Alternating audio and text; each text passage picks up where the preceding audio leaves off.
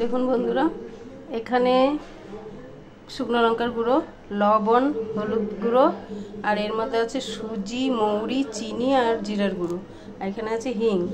আর এর মধ্যে রয়েছে এই যে আলুটা যে হচ্ছে সিদ্ধ করেছি কুকারে, ঠিক আছে, কুকারে আলু সিদ্ধ করেছি, আলু, পেঁয়াজ, কাঁচা লঙ্কা কুচি আর রসুন কুচি, দেখতে পাচ্ছেন, রসুন কুচি, আদা কুচি, এগুলো দেওয়া রয়েছে। এবার আমি এর মধ্যে বেসন দেব। এর মধ্যে একটু হিং দিয়ে দিলাম, আর এর মধ্যে এই যে এগুলো দিয়ে দিলাম যে বলেছি। দেখতে থাকুন শুধু।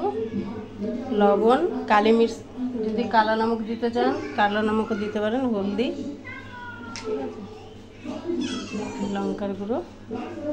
এবার আমি এটাকে, আর এটা বেসন আলাদা করবো, ঠিক আছে, এটাকে ভালো করে মিক্সার করবো। লবণও দেওয়া হয়ে গেছে, সব দেওয়া হয়ে গেছে, ঠিক আছে, ভালো করে মাখবো।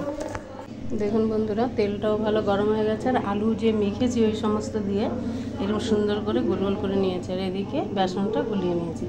এবার আপনারা দেখেন এরকম করে, এবার একটু আস্তে করে দিই, কেন কি অনেক গরম হয়ে গেছে, ঠিক আছে। এই যে এইভাবে আপনারা বাড়িতে করে খাবেন, দেখবেন খুব ভালো লাগে। জানি না কেমন হবে, ঠিক আছে, ভালো তো হয়, দেখছেন।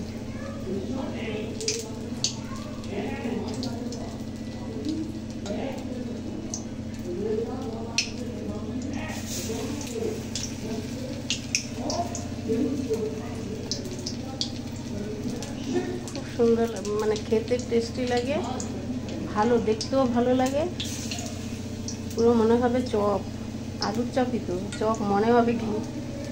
আমি এইভাবেই বানাই, বৃষ্টি টিষ্টি হলে বলে, ঘরে যদি থাকে সব কিছু বানাতেও ভালো লাগে, ঠিক আছে।